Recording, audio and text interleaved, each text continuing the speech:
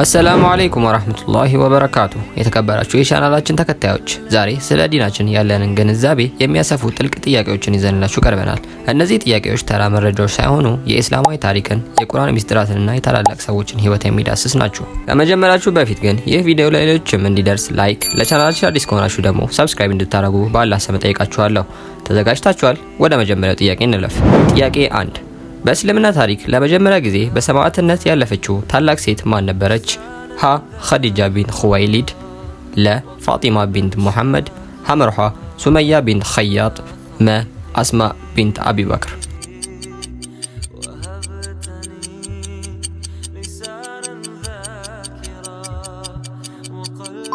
ትክክለኛው መልስ ሱመያ ቢንት ኸያጥ ረዲየላሁ አንሃ ናት። ሱመያ ረዲየላሁ አንሃ በእስልምና ታሪክ የመጀመሪያ ሰማዕት ናት። እሷና ቤተሰቦቿ ባሏ ያሲር እና ልጇ አማር ማለት ነው በመካ ቁረይሾች እጅግ አሰቃቂ መከራ ይደርስባቸው ነበር። አቡጀህ በእስልምናው እንድትከፍር ቢጠይቃትም እርሷ ግን በዲኗ ላይ በመጽናት በጦር ተወግታ በሰማዕትነት አልፋለች። ነቢዩ ሰለላሁ ዐለይሂ ወሰለም ቤተሰቦቿን የአሲር ቤተሰቦች ሆይ ታገሱ፣ በመመለሻችሁ ጀነት ነውና በማለት ያበስሯቸው ነበር። ኸዲጃ የነቢዩ የመጀመሪያ ሚስትና ደጋፊ ስትሆን ፋጢማ የነቢዩ ተወዳጅ ልጅ ናት። አስማ ደግሞ በሂጅራ ወቅት ምግብ በማድረስ ባለ ሁለት ቀበቶዋ በመባል የምትታወቅ ናት።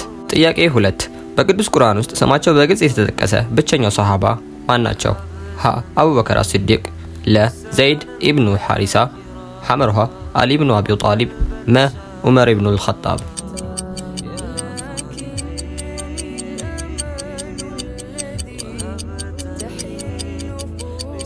ትክክለኛው መልስ ለዘይድ ኢብኑ አልሐሪሳ ረዲየላሁ አንሁ ነው። ዘይድ ኢብኑ አልሐሪስ በቁርአን ውስጥ ስሙ የተጠቀሰ ብቸኛው የነቢዩ ሰለላሁ ዐለይሂ ወሰለም ባልደረባ ሲሆን በሱረቱል አህዛብ አንቀጽ 37 ላይ አላህ ዘይድም ከሷ ፍላጎትን በፈጸመ ጊዜ በማለት ስሙን ጠቅሶታል። አቡበከር፣ አሊና ዑመር ምንም እንኳን በቁርአን ውስጥ ስለ እነርሱ የሚናገሩ ብዙ አንቀጾች ቢወዱም ስማቸው ግን በግልጽ አልተጻፈም። ጥያቄ 3 ነቢዩ ሙሐመድ ሰለላሁ ዐለይሂ ወሰለም ወህይ ሲወርድላቸው በጽሁፍ እንዲያሰፍሩ የመደቧቸው የራእይ ጸሐፊው ወይም ካቲቡ ወህይ በመባል የሚታወቁት ማን ናቸው? ሀ ቢላል ኢብኑ ራባህ፣ ለ ከአሊድ ኢብኑ ወሊድ፣ ሐመርሃ ዘይድ ኢብኑ ታቢት፣ መ አቡ ሁረይራ።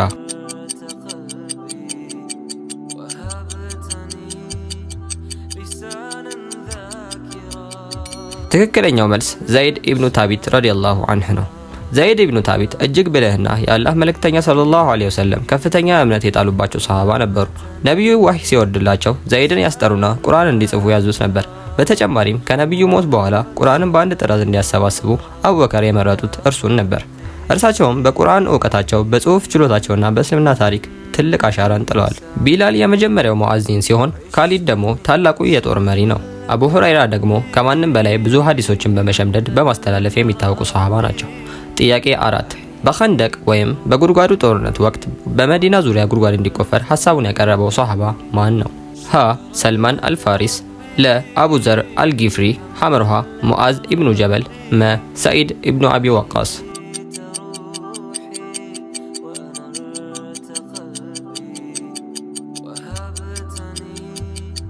ትክክለኛው መልስ ሀ ሰልማን አልፋሪሲ ነው።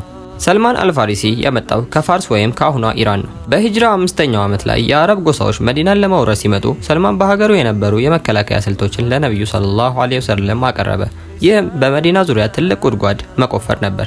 ይህ ስልት ለአረቦች አዲስና አስገራሚ የነበረ ሲሆን ጠላቶች ወደ መዲና እንዳይገቡ በማድረግ ሙስሊሞችን ከጥፋት አድኗል። ጥያቄ 5 የዚህ ኡማ ታማኝ በሚል ቅጽል ስም የሚታወቀው ሰሃባ ማን ናቸው? ሀ አቡበከር አስሲዲቅ፣ ለ ዑስማን ኢብኑ አፋን፣ ሐመርሃ አቡ ዑበይዳ ቢን አልጀራህ፣ መ አሊ ኢብኑ አቢ ጣሊብ።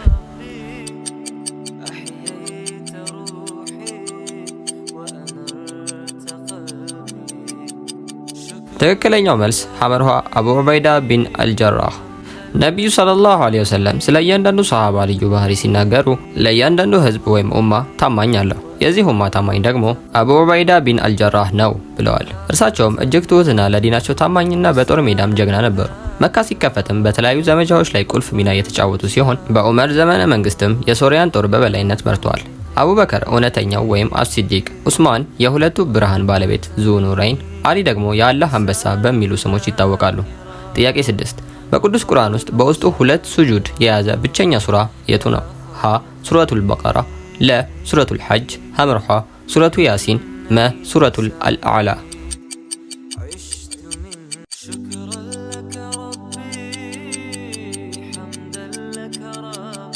ትክክለኛው መልስ ለሱረቱል ሐጅ ነው። ሱረቱል ሐጅ በቁርአን ውስጥ ካሉ ሱራዎች ሁሉ ለየት የሚያደርገው ሁለት የስግደት ወይም ቲላዋ ስጁድ ቦታዎች መያዙ ነው።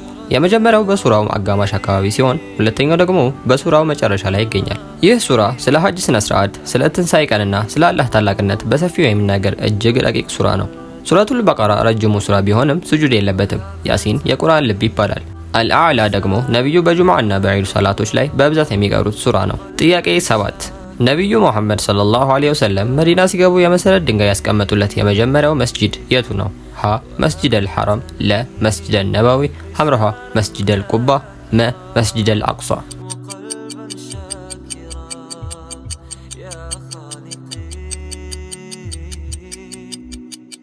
ትክክለኛው መልስ መስጂድ አልቁባ ነው።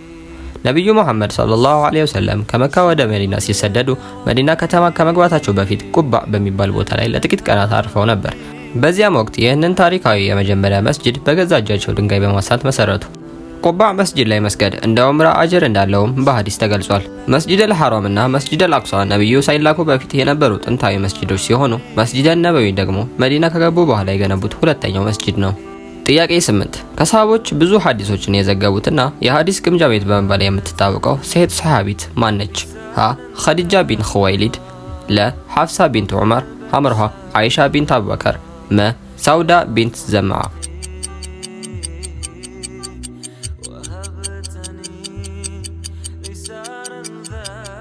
ትክክለኛው መልስ ሐምርሃ አይሻ ቢንት አቡበከር ነው። እናታችን አይሻ ረዲየላሁ ዐንሃ እጅግ ብልህ፣ የማስታወስ ችሎታም ከፍተኛ፣ ለነብዩም በጣም የቅርብ ሚስት ነበረች።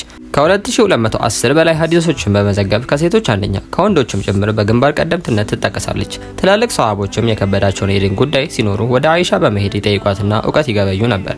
እርሷም የእስልምና ትልቅ መምህርት ናት። ኸዲጃ የመጀመሪያ ደጋፊ ናት። ሐፍሳ የመጀመሪያ ቁርአንን ጥራት በአደራ የጠበቀች ናት። ሳውዳ ደግሞ ከኸዲጃ ሞት በኋላ ነብዩ ያገቧት ሁለተኛ ሚስታቸው ናት። ጥያቄ 9 ነብዩ ሰለላሁ ዐለይሂ ወሰለም ከሂጅራ እስከ ህይወታቸው ፍጻሜ ድረስ ይገለገሉበት የነበረችውና መዲና የት መስፈር እንዳለባቸው የወሰነችላቸው ግመል ስሟ ማን ይባላል?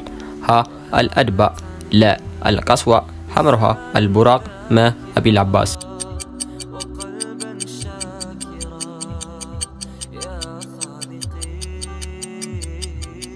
ትክክለኛው መልስ አልቀስዋ። አልቀስዋ የተባለችው ግመል በነብዩ ህይወት ውስጥ ትልቅ ቦታ ነበራት። በሂጅራ ወቅት መዲና ሲገቡ የት ጋር ያርፋሉ ተብለው ሲጠየቁ ግመሏን ተዋት እርሷ ታዛለችና አሉ።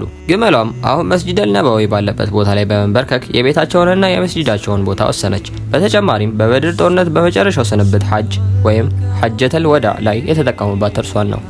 አልአድባዕ ሌላኛው የነብዩ ግመል ናት። አልቡራቅ በኢስራ ወልሚራጅ ወቅት ያረጉባት ሰማያዊ እንስሳ ናት። አቢል አባስ ደግሞ የአባሲዶች ምልክት የነበረ ዝሆን ስም ነው። ጥያቄ 10 የመጀመሪያው የእስልምና ሂጅራ ወይም ስደት የተደረገው ወደ ሐበሻ ኢትዮጵያ ሲሆን በወቅቱ የነበረው ፍትሐዊ ንጉስ ትክክለኛ ስሙ ማን ነው? ሀ አርማህ፣ ለ ካሌብ፣ ሐምርሃ አብርሃ፣ መ ባዛን።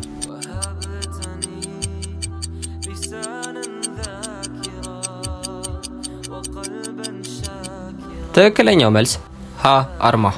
ነጃሺ የሚለው ስም የንግስና መጠሪያ ሲሆን በነብዩ ዘመን የነበረውና ሙስሊሞችን በክብር ተቀብሎ ያስጠለለው ንጉስ ትክክለኛ ስሙ አርማህ ይባላል።